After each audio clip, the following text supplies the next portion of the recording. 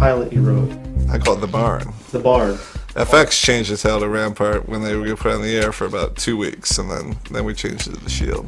The impetus for writing it was mostly that, you know, I lived and worked in this city where this kind of stuff was going on. And I was sort of young and idealistic, and it was kind of shocking to me. Maybe I shouldn't have been shocked, and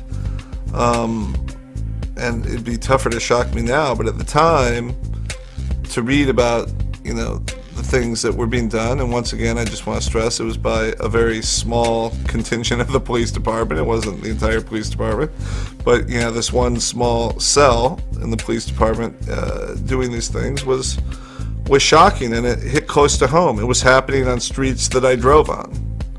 It was happening in neighborhoods that I frequented, and I just wanted to write about it, I guess, in retrospect, to help myself understand it.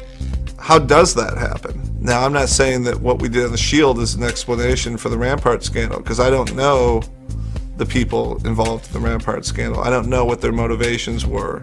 What I came up was a fictionalized universe where I could write about Vic Mackey and Shane Vendrell and these other characters, and I could see from their perspective why they did the things they did. I just tried to write what I thought was true and try to understand how a situation like the Rampart scandal could happen. Who would be at the center of it? Why would it be covered up by people high up in the police organization for so long? Oh, because, yeah, they may do some bad things, but guess what? They're effective. And the law-abiding citizens feel safer. You know, that's interesting to me.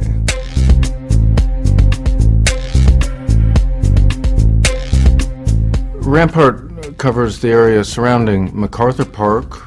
It's west of downtown from MacArthur Park up through Echo Park. It's kind of a rundown division west of Central Core City, west of downtown. It's among the poorest divisions in the city. In Los Angeles, the LAPD has LA divided into 18 divisions. Rampart is one of them. It's the most densely populated.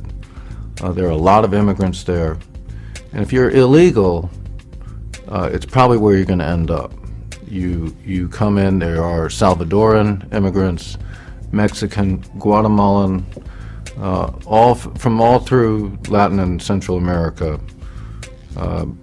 MacArthur Park and the Rampart Division is the first place you land. You start working from there. This park where you're standing at right here was actually the Wanderers actually, which is a gang up the street. Then you had 18th Street on the other side of the park. Then you had Crazy Riders on the other side of the park. There's several gangs. There was probably a couple hundred just there. The Orphans Gang, the 18th Street, Mara Salvatrucha, MS, the Easy Riders, the Playboys. So every corner was controlled by certain people, you know, selling drugs, and some cops actually used to know who was selling them, and sometimes they used to actually, some of them actually used to get paid off, you know. You know, it was big. It was big. I got shot in that. You wanna go down there and yeah, let's shoot go that? down. Yeah, let's go down. Yeah. I got shot because I was selling crack in that park, and my family came from Central America, Guatemala, and Belize. Growing up in these neighborhoods was very, very rough. It was the era of the crack era, and a lot of these neighborhoods were flooded with crack cocaine and also heroin. So there was a lot of violence. There was a lot of young kids that were ballers, you know. It was an era where everybody wanted to actually make money, you know. I was one of those individuals. Drugs have definitely always played a big part in Rampart, particularly in the area of MacArthur Park. MacArthur Park was a location where you could literally drive through and you would be almost attacked by people selling raw cocaine back in the 80s and 90s. That's when it was flourishing the most. And the sidewalks are controlled by small-time crime networks, street gangs, and then the sort of larger superstructure of the Mexican mafia, the MA. We have to look at this issue in a historical context of why people are here in the first place. And we see that in Central America, in Nicaragua, Guatemala, and El Salvador, there was civil wars that were happening there. A lot of them came here in the 80s fleeing a civil war from El Salvador or Guatemala. So everybody knew each other, and half of this neighborhood didn't speak English. For the most part, these people migrate into communities where they're able to afford housing, they're able to get employment, and for the most part, these communities also lack a lot of services. You know, they're exposed to gangs in those communities, they're exposed to drugs, they're exposed to prostitution and other means of underground economy in those communities. They try to seek their own identity now in this country.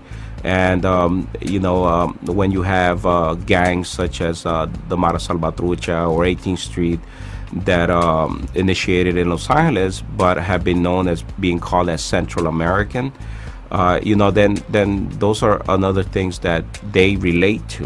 When people were discriminating us because the way we talked English growing up, or Chicano gangs picking on us because we didn't really fit their criteria of dress or the way they wanted us to be, we all kind of just stuck together. They're a minority in a minority community. They get preyed upon, and these street gangs are essential self-defense organizations. It doesn't take much to start again. It takes a group of kids that are seeking somewhat to belong to, and if the community does not provide that, they seek what's there, and that's why we have this gang problem in certain communities.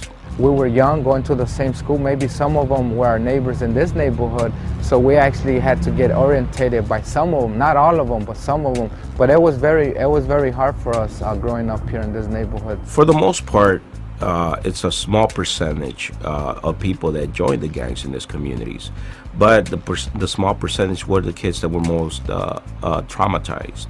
So in my case, I was seeking something to where I felt accepted.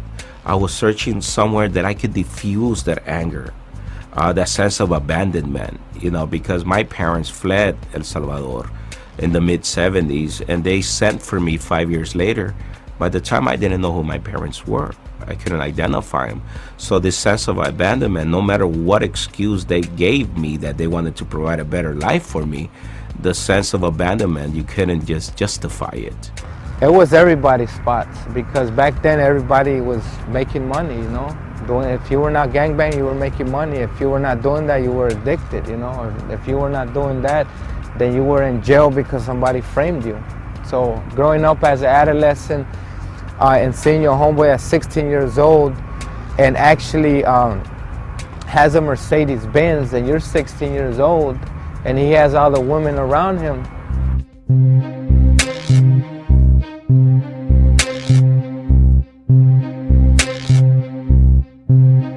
What happened in Rampart was the street gang started to really get a handle on the life of the community.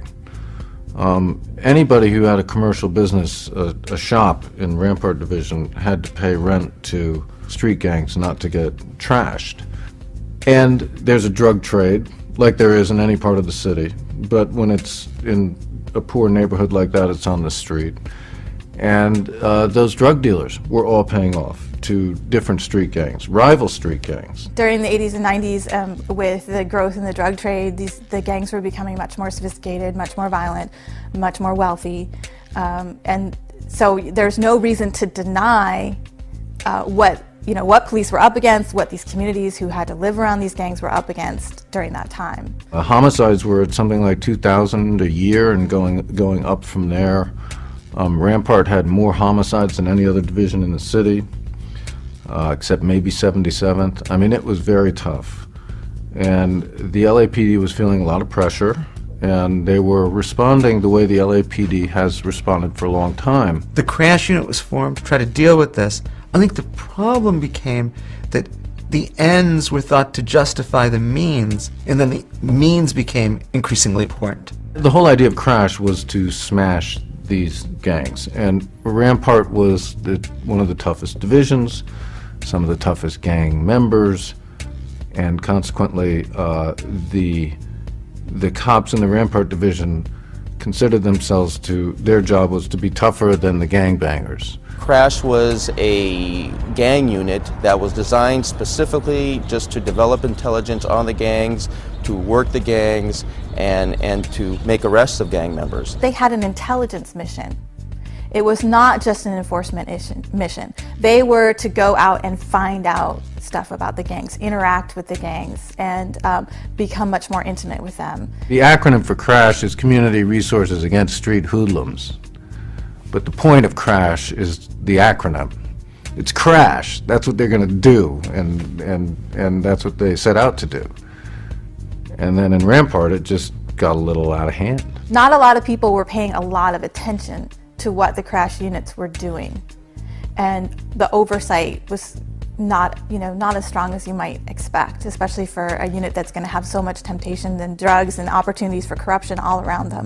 They considered themselves a gang in certain ways, and they talked to the gang members about how we're the toughest gang in town and you guys are through. Rampart Crash Unit had a motto that was we intimidate those who intimidate others, and police officers had to be strong in order to deal with the gang element, because a lot of these guys, they had no respect for the law, and they were out there killing innocent people and committing crimes. And so yes, in many respects, they were successful. There's no doubt that what happened was the city decided that one of its highest priorities had to be to fight street gangs.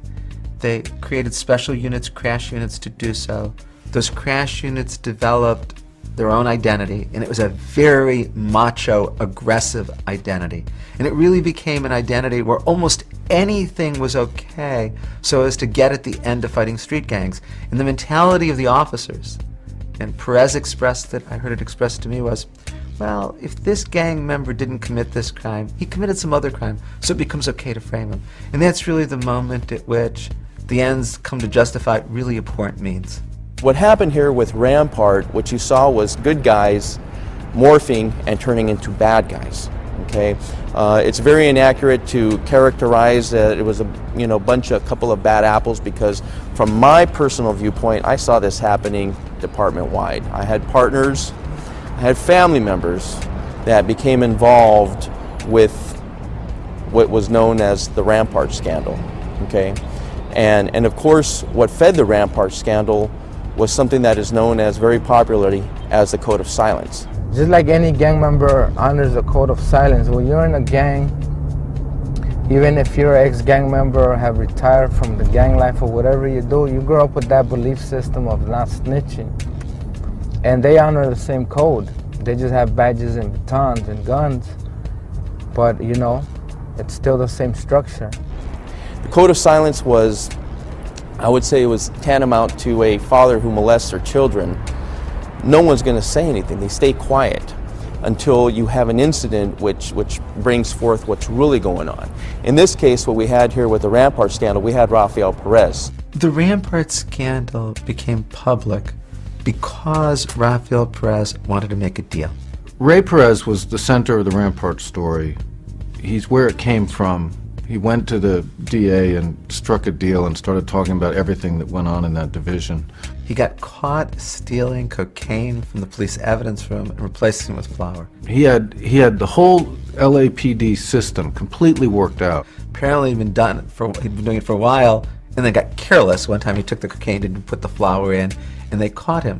Right before he was facing retrial, he said, "I'll tell you about the Rampart scandal in exchange for a much reduced sentence." It was true as well that while Ray Perez was completely out of hand, so was the